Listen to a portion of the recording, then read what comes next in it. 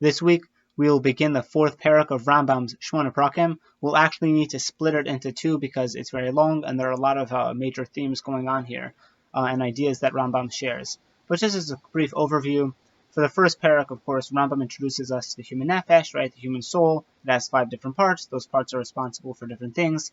In the second Perek, he effectively tells us that there are specific elements of the soul that are related to human action, right, and to mitzvahs and averas and bechira, effectively, free will choices. And then in the third Perek, what we saw last week was what happens when the nefesh is ill, right? What are the consequences? What does that look like? In the fourth Perek, he starts talking about how does one remedy this? How does one heal the soul? How does one go about it? And just to quote his words verbatim, because it's important to see exactly how he begins. So the fourth Perek.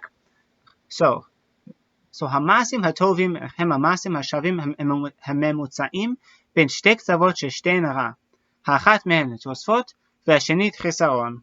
There's a famous idea: good deeds are such as are equibalanced, maintaining the mean between two equally bad extremes, the one too much and the other too little. Again, Rambam is famous for this, the golden mean, always moderation, always take the middle path.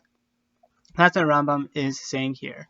והמעלות הן תכונות נפשיות וקניינים ממוצעים בין שתי תכונות רעות, האחת מהן יתרה ואחת חסרה. מן התכונות האלה התחייבו הפעולות ההם.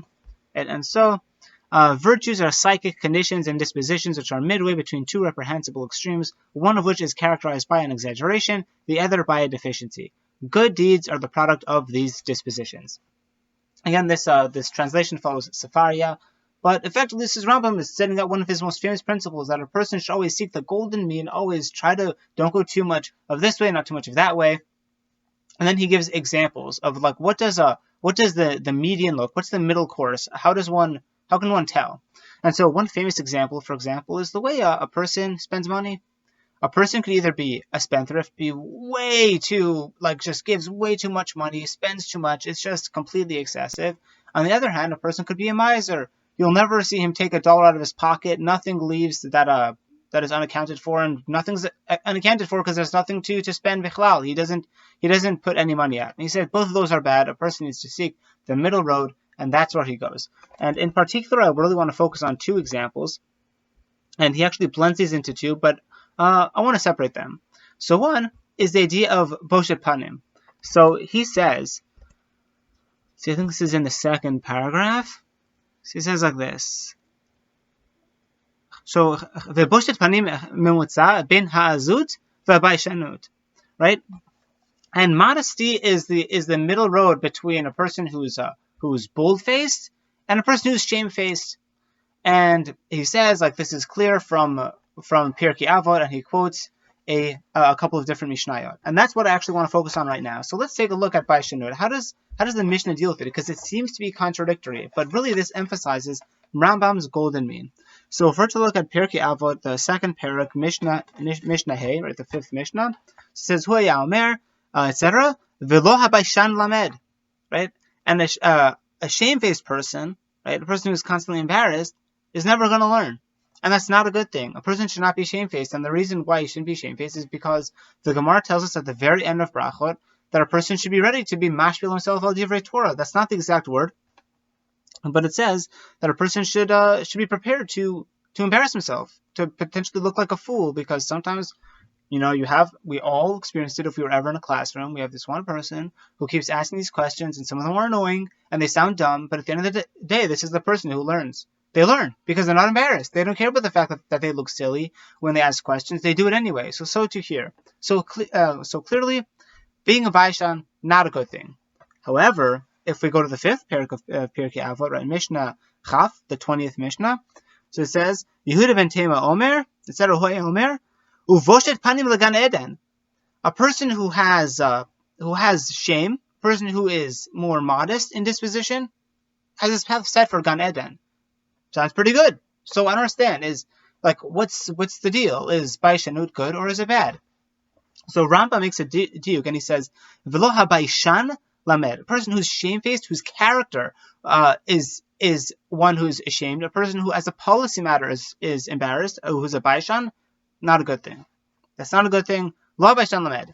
However, Rambam says, here we're saying, Boshet panim legan edem. A person who has boshet panim, a certain amount of modesty in his ways, that's a good thing. So again, here we see the mean. Don't be too much, right? Too little is obviously not so good.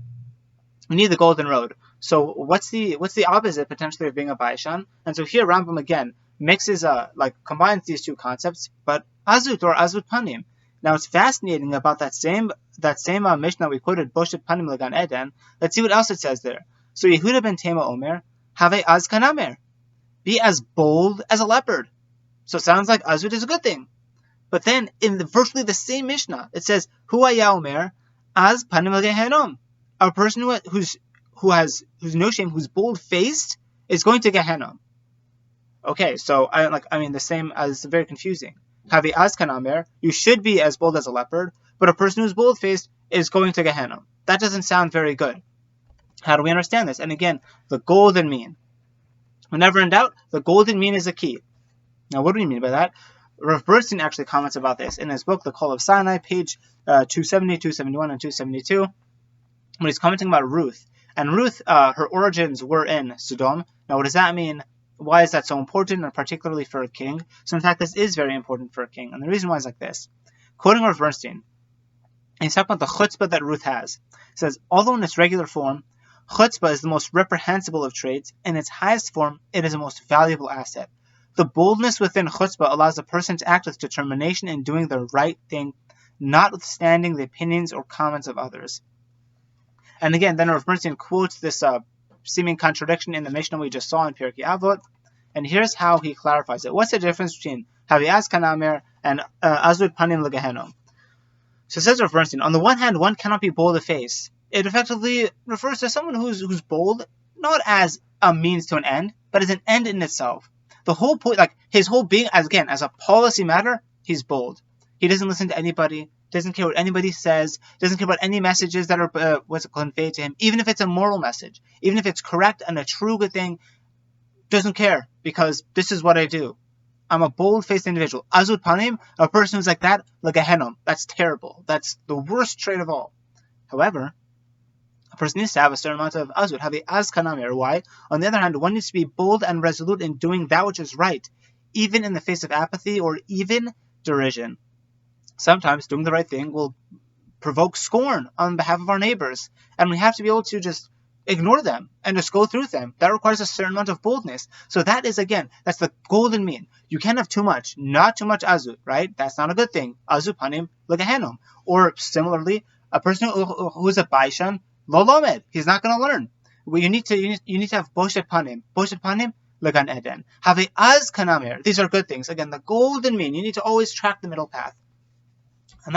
And of course, Rambam actually continues on. He lists many other qualities. This is what's bad. This is what's good. Here's the median path, and he keeps going through it in this fourth perek. But moving on, Rambam says that there are mistakes that people make, that when they're excessive on either side, and that it's not good. He's completely uncategorical about it. Do not do that. It's not good to be too much to one side. And moreover, he says that sometimes people are fooled. And he says people will look at others who have these excessive traits, and they actually are mistaken, and they say, no, this is actually great. Like, for example, a person who takes too many risks, what does he say? He says, a person שמוסר עצמו לסכנות, הוא מוסר עצמו למיטה בכוונה, ופעמים ינצל במקרה, ישבחו בזה, ויאמרו שהוא גיבור. And so what does he say? He says, thus, when people see a man reckless to the highest degree, who runs deliberately into danger, intentionally tempting death, and escaping only by mere chance, they laud such a one to the skies, say, wow, what a hero, right? Or similarly, you'll see you see a lazy person, you're like, wow, this person's so happy with what he has. But it's not. Again, there is obviously an idea. Rambam is clearly referring to the Mishnah, the first Mishnah in the fourth Perek of Pirkei Avot, right? Like, Ezu Ashira Samech Bechelko, and that's important. A person needs to be Samech Bechelko, but that doesn't justify laziness. There's a difference between being lazy and being happy with what you have. And so he says it's very important to kind of fine-tune and parse what exactly is going on. What motivates the action? Is it actual spiritual balance, or is it a complete spiritual imbalance where people are fooled? So what he's saying is, do not be fooled by others, and certainly do not allow yourself to be fooled. So again, here are some basic ideas. Don't make that mistake. And then he moves on, and he says, no one has these traits intrinsically. It's something you need to work for by doing things repeatedly, right? That's part of what mitzvah training is going on to. I'm not going to cover this topic too much right now, but we'll definitely see the idea of mitzvah training later on. And then, but what Rambam does say is, to the same extent to which you are twisted to a bad extreme, right? Just as far as you are twisted towards the wrong, you need to set yourself to the right, even towards the point of exaggeration. And a good analogy to this would be, if a person has a bent stick, assuming that you won't break it, obviously, if it's like a bendable stick, and it's bended at a slight curve. So when you're putting it back, you can't just put it straight. You have to curve it the other way, and that way it'll be straight. Or if it's the more extreme curve, then again, you certainly can't bring it to the straight path, and you can't even curve it a little. You have to curve it almost extremely to the other end, and that way, it'll be straight. And that's how Rambam is saying a person fixes their traits. Rambam also says that there are certain areas in which it's much easier to bring yourself back to the moderate path than the other way. So, for example, he says it's much easier for the apathetic man to become excited to moderate enjoyment than the opposite. A person his whole life goal is to enjoy, right, to be comfortable. Much harder for that person to tone that down and to kind of see, like, look, it's important it's good to enjoy, but moderately, not too much, right? Whereas it's much easier for a person who doesn't really care about enjoyment, eventually kind of train himself towards enjoyment. That's easier. Similarly, it's much easier for a person who's profuse, right, who's very generous, who gives way too much money and spends way too much money, to become a miser. It's easier for him to tone that down than for a miser who never spends anything to learn how to spend and to become a little more generous.